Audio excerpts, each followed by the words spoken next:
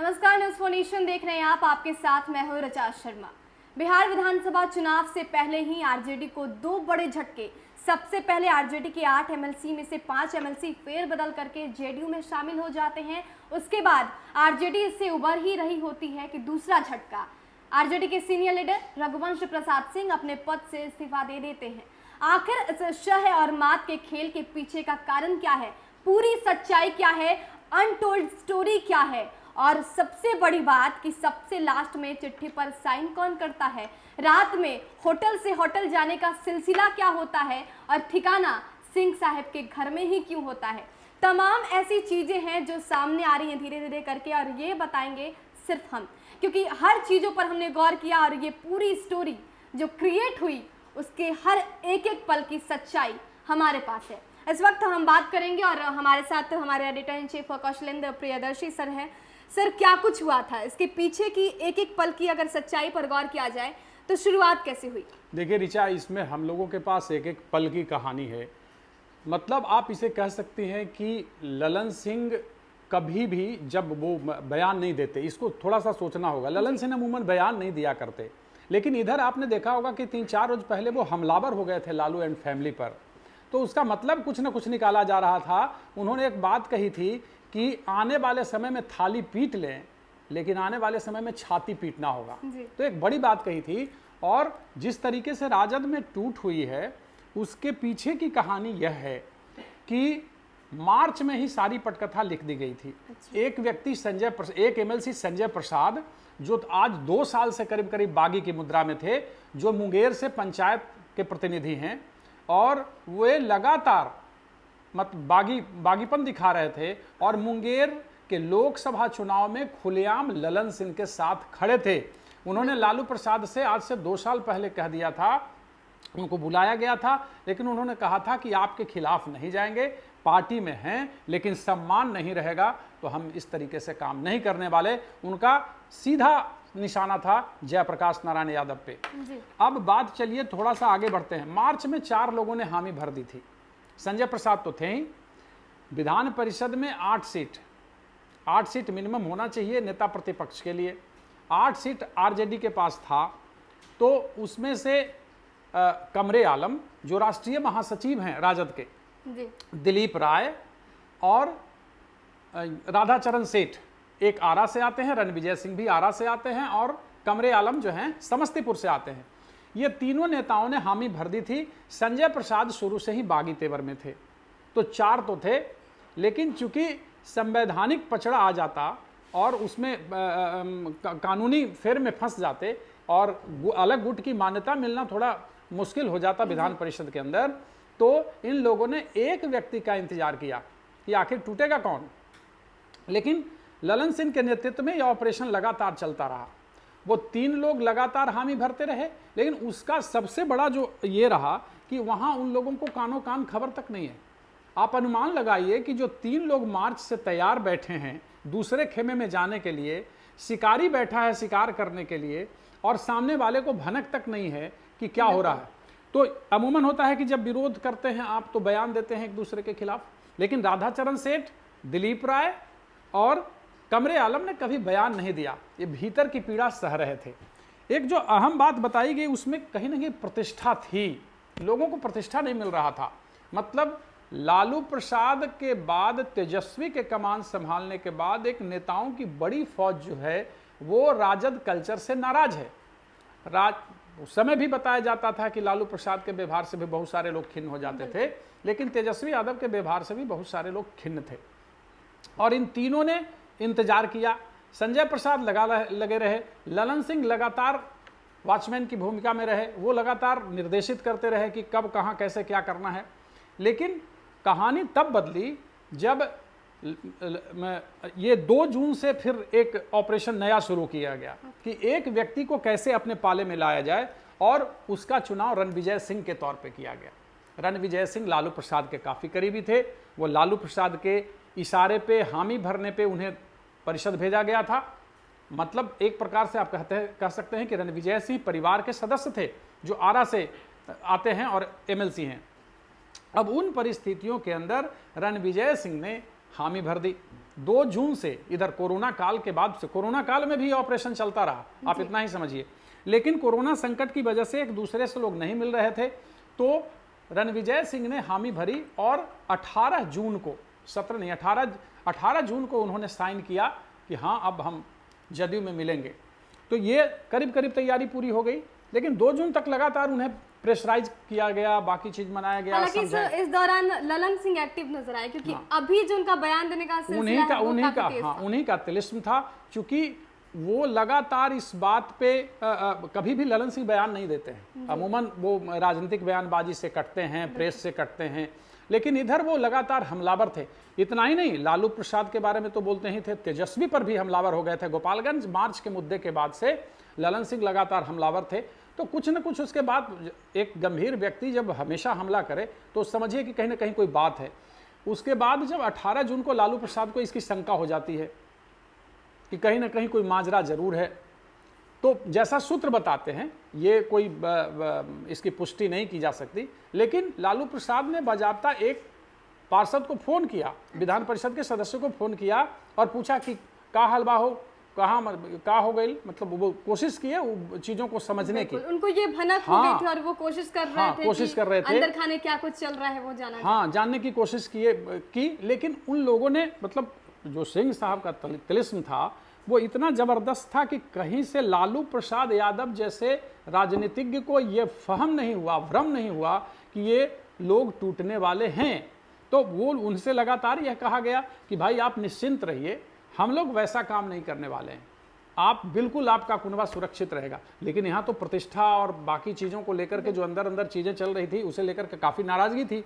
तो ये चीज़ें हो गई और उसके बाद उन्हें आराम से सुता दिया गया कि भाई आप आराम से रहिए, यहाँ कोई ऐसी बात नहीं है। उसी दिन तेजस्वी यादव के द्वारा भी फ़ोन किया जाता है कि एक औपचारिक जो होता है, तो उसमें भी लोग इनकार कर देते हैं। इतना ही नहीं, प्रदेश अध्यक्ष ने एक विधान परिषद के सदस्य जो टूटे हैं उनको फोन किया, तो बाजाबता गुस्से से उन्होंने कहा कि इस्तीफा दे दे, क्या हम मुजफ्फरपुर में हैं, आप क्यों हमें तंग कर रहे हैं। तो तीसरी बार किसी ने कॉल करके पूछा। जगदानंद प्रसाद चुप हो गए, जगता बाबू चुप हो गए, और उसके बाद वो खेल तो शुरू था। लेकिन सैटरडे, मंडे, कल शामिल हुए लोग, मंडे की रात सबको पता चला कि ऐसी ऐसी बात है। तो दिलीप राय थे, कमरे आलम थे, सबसे अहम बात यह रही ना कि पार्लियामेंट्री बोर्ड की जो बैठक थी, तो राष्ट्रीय महासचिव को बुलाना था, वो कमरे आलम थे। कमरे आलम ने अपना मोबाइल ही स्विच ऑफ कर लिया और वो बैठक ही नहीं उन्होंने बुलाया। तो लोगों को लगा कि आखिर राष्ट्रीय महासचिव के द्वारा बैठक बुलाई जाती है, वो उन्होंने मोबाइल क्यों स्विच ऑफ कर लिया। तो कुछ आशंका तो हुई, लेकिन उनका मोबाइल स्विच ऑफ आया। दिलीप राय के पास भी लोग जाने की कोशिश लोगों ने की, लेकिन वो भी रात में ही उनको शिफ्ट कर दिया गया। दिलीप राय, कमरे आलम, राधाचरण सेठ, सब के सब शिफ्ट हो गए। जब सारी कहानी गढ़ ली गई, सारी पटकथा माने पूरी ये पटकथा तैयार हो गई, सब लोग अपने अपने हिसाब से सेट हो गए, तो सुबह सुबह ये लोग, इन लोगों को ललन सिंह के घर पे ले जा करके रखा जाता है 8 बजे। उसके बाद विधान परिषद के सभापति को कहा जाता है, वो वहाँ मौजूद होते हैं। यहाँ से सीधे वे लोग जाते हैं, वहाँ विधान परिषद जाते हैं। वहाँ पूछा जाता है कि क्या भाई आप दस्तखत के बारे में, कि आप ही का दस्तखत है। ये लोग हामी भरते हैं और तुरंत अलग गुट की मान्यता। रात में ये पूरा खेल जो है, पूरी रूपरेखा तैयार हो जाती है। मतलब मार्च से ही चीजें चल रही थी, उसको अंतिम रूप दिया गया सोमवार की रात में, और वो सुबह सुबह सारी चीजें सब मीडिया के सामने आ गई। तो कुल मिलाकर के जो बातें सामने निकल करके आती हैं कि आखिर राजद का कुनबा टूटा क्यों, ये तो कहानी हो गई ना कि मार्च से ही सारी चीजें शुरू थी। एक तो बागी थे ही संजय प्रसाद, 2 साल पहले से बागी थे, लेकिन आखिर 3 लोग, राधाचरण सेठ, दिलीप राय और कमरे आलम जैसे लोग, रणविजय सिंह जैसे लोग आखिर टूटे क्यों, ये बहुत बड़ा कारण है। इसको सोचने की जरूरत है। राजद के नेतृत्व को भी इसको सोचने की जरूरत है कि आखिर ये क्यों हुआ कि जो हमारे बहुत करीबी थे, दिल के करीब थे, इमोशनल रिश्ता था, प्रोफेशनल की बात छोड़ दीजिए, पॉलिटिक्स में लालू प्रसाद के द्वारा लाए गए थे, उन लोगों ने आखिर पार्टी क्यों छोड़ी, ये बड़ा सवाल है। ये तो एक जो ललन सिंह जो ऑपरेशन आरजेडी चला रहे थे उसका हिस्सा हो गया। आपको याद होगा कि 2014 में भी इसी तरीके से सम्राट चौधरी ने 14 लोगों के साथ पार्टी छोड़ दी थी।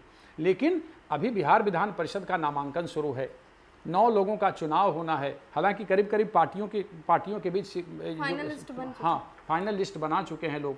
3 राजद को भेजना है, 3 जदयू को और बाकी 2 भाजपा के पास है। तो उन परिस्थितियों के अंदर जब बिहार विधानसभा चुनाव की तैयारी चल रही है और वर्चुअल रैली से शुरुआत उसकी कर दी गई है, इस स्थिति में ये तो वर्चुअल नहीं है तो भौतिक रूप से टूट गया, सारे लोगों को दिखा। ललन सिंह बिल्कुल कप्तान की सीट पर थे, वो लगातार इसको अपनी निगरानी में इस ऑपरेशन को उन्होंने जारी रखा और संजय प्रसाद ने इसमें भूमिका निभाई और वो धीरे धीरे करके। एक कहानी और है कि रामचंद्र पूर्वे, अब पता नहीं अब बताएंगे नहीं, लेकिन रामचंद्र पूर्वे को भी तोड़ने की कोशिश की गई। रामचंद्र पूर्वे का भी दिल वहाँ भर नहीं रहा है, बात को समझिए, वो भी आहत हैं। लेकिन कहा जाता है, हम इसकी पुष्टि नहीं करते, कहा जाता है कि रामचंद्र पूर्वे ने अंत में मना कर दिया। वो डर गए होंगे या बाकी चीज़ है, लोगों ने कहा कि नहीं, और रामचंद्र पूर्वे ने कहा कि छोड़ दिया जाए मुझे, हम नहीं जा सकते, बाद में देखेंगे।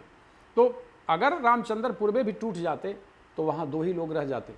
अब तो वहाँ राबड़ी देवी, रामचंद्र पूर्वे और सुबोध राय, 3 लोग। तो नेता प्रतिपक्ष की जो हैसियत थी विधान परिषद के अंदर वो भी छीन ली गई। और ये ऑपरेशन की पूरी कहानी थी जिसमें मार्च से ही चीज़ें शुरू कर दी गई थी। 4 लोगों का टीम था, लेकिन एक का इंतजार किया जा रहा था। चूँकि 8 थे विधान परिषद के अंदर, एक रणविजय सिंह ने 18 तारीख को साइन किया और ये सारा खेल हो गया। तो सर इसका इफेक्ट कितना पड़ेगा, क्योंकि चुनाव भी होने हैं, विधानसभा चुनाव होगा और ऐसे में तेजस्वी यादव ये दम भर रहे थे कि सभी को एक साथ लाने की कोशिश की जा रही है, लेकिन ऐसे में अचानक एक झटका लगता है। देखिए, असर तो जाहिर सी बात है कि अगर 4-5 कद्दावर नेता विधान परिषद और विधानसभा परिषद के अंदर, आपका सुपड़ा साफ हो जाता है।